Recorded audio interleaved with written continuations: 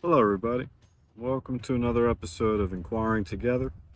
My name is Anthony Barreto, and on this channel, we look to bring science into political science, explore the interplay between advanced technology alongside our relationship to the world, and figure out for ourselves whether it's possible to move forward together.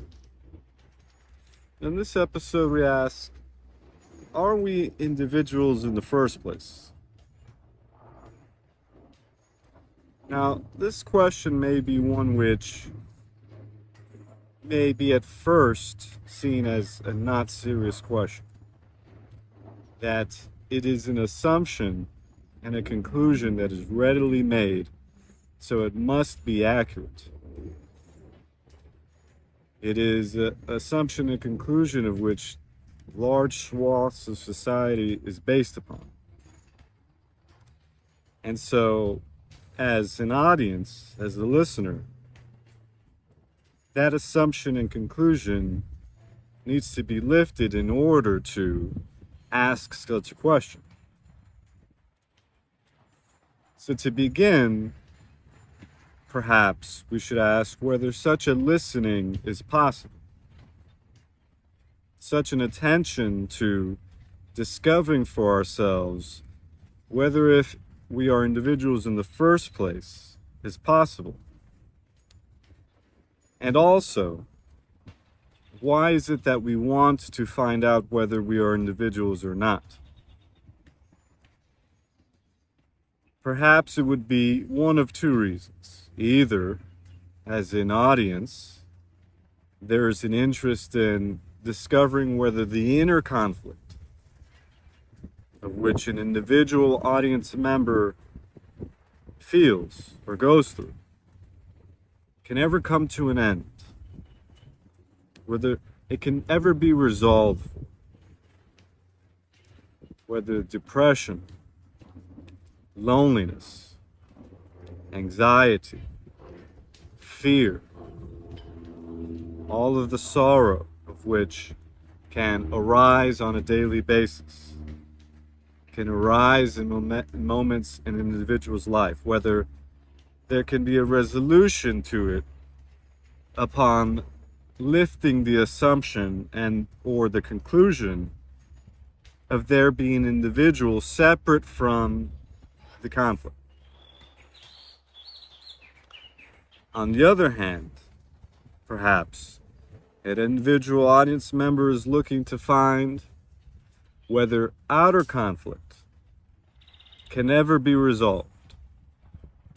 Outer conflict from on a personal level between friends, family, romantic relationships, all the way up to towns, cities, states, nations, globally. Whether there can ever be an end to such conflict, and that perhaps the assumption or the conclusion that there is an individual which can build upon creating more and more individualized and fragmented notions of self or of identification is truly even possible. So such a question as whether there is an individual at all is quite a serious question, because its implications could be quite pervasive, could be quite deep, could have serious ramifications for how one sees themselves in this world. So we should see that it is quite difficult for the average person to even ask themselves such a question,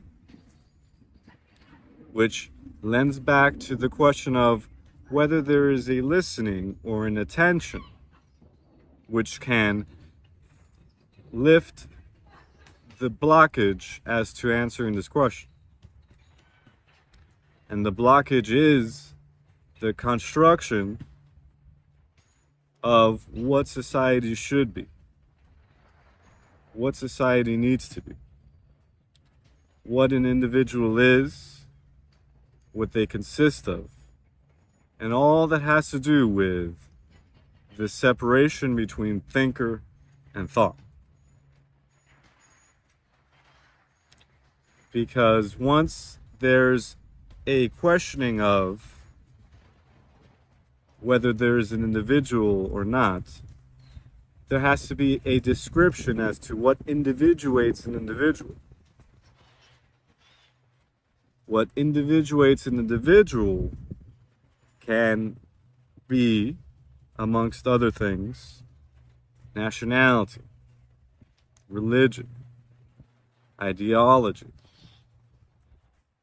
ethnicity, gender, all sorts of ways of identifying between like and dislike, between identifying with the like and discarding with the dislike, with identifying with the good and not identifying with the bad. And so essentially we find to ever come upon whether there is an individual, there must be some form of separation which individuates an individual.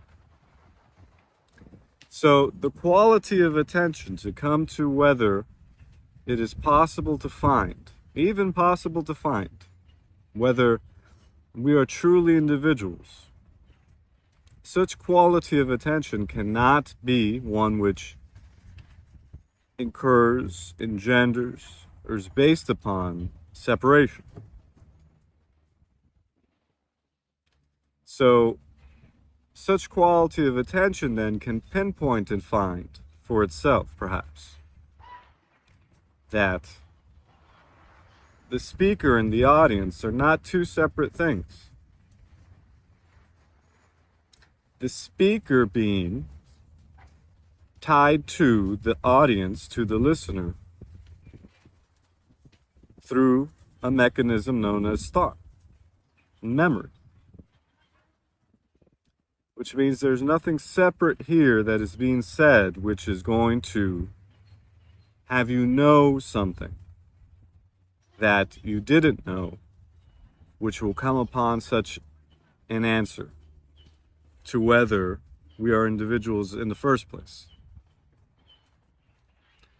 So it's the listener listening to themselves, looking for themselves, figuring out for themselves,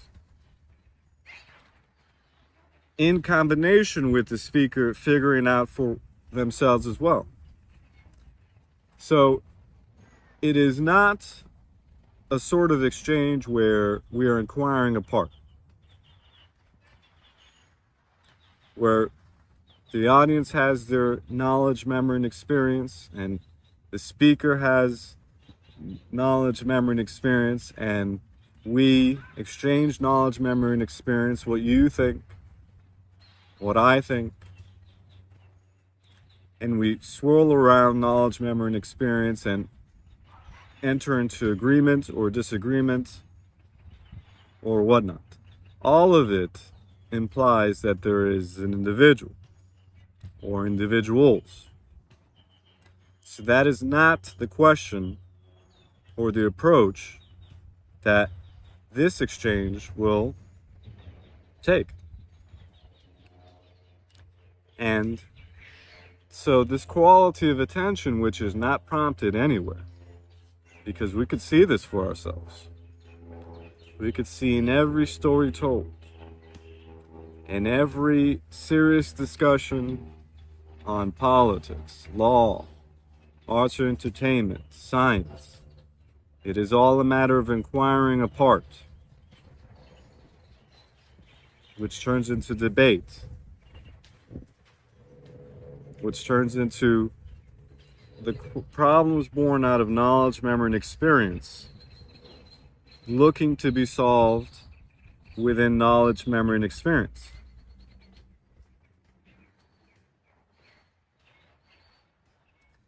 So, for starters, is it possible to listen? in a manner of which there is no listener. There's only listening. And one of the areas of which this may have resemblance to is that of non-duality. Non-duality is a description for a inquiry of which there's no description. There's no way to describe non-duality. And figuring, playing with, diving into this horizon of which there is no separation. Except this exchange here is in application to the world in which we live in. It is not in abstraction. It is not in that non-duality is, and that's that. Because on a daily basis, we must contend with the world as it is. On a daily basis, we must contend with the conditioned nature of the brain, not only in one's own lifetime, but through centuries of conditioning. And whether there is a enlightenment, whether there is a individual who can speak upon being so free from the conditioned pattern, is not what will be found here. Instead, can we apply a truth which need not be agreed or disagreed upon? Because by definition, a truth need not be agreed or disagreed upon. Can such truth be applied to a world which is quickly advancing to destroying itself? Quickly is another term which lies in abstraction because it implies time. Time in its fixed nature. But its real relative quality then depends on observers. Whether fast is 50 years, whether fast is in 6 months. Can we come upon the fact that the whole matter is destroying itself? And that we need not depend on time to come upon this truth.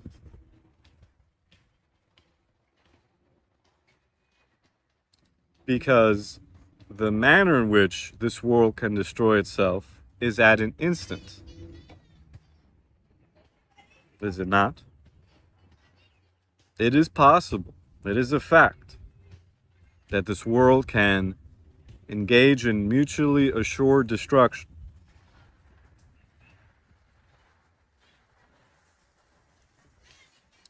And so the manufactured piece which exists because we may destroy ourselves entirely. So living in separation or abstraction as such, without applying, without being able to come together and inquire together about this world in a crisis, about coming to admit that nothing has been able to solve for this problem. Both the inward problem and the outward problem. And whether such an embrace of nothingness, the one that is not willing to be taken on anywhere, is an action, a quality, of which oneself can take upon and be essentially a step in the direction opposite from a world which is quickly fragmenting, quickly becoming more unstable, becoming less opportunistic in the Western world,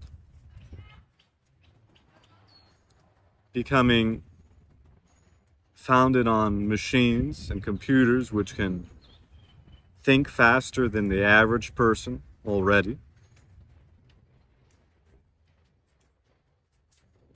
Can we come to that quality of attention where there is no reservations left? Because then to attend to the problems which exist can be seen wholly, completely, interconnectedly, interdependently,